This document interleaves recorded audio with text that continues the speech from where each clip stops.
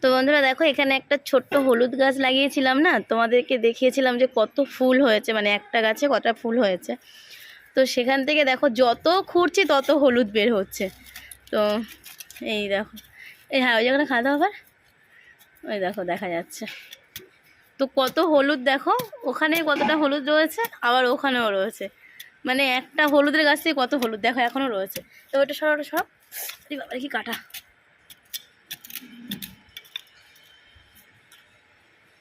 এই দেখো কত হলুদ, এদিকে হলুদের গাছটা দেখো আরও চলে এসছে, এদিকে খোঁড়ো দেখবে আরও পাবে। এই দেখো তোমার দাদা ভাই এখন হলুদ গাছ তুলছে।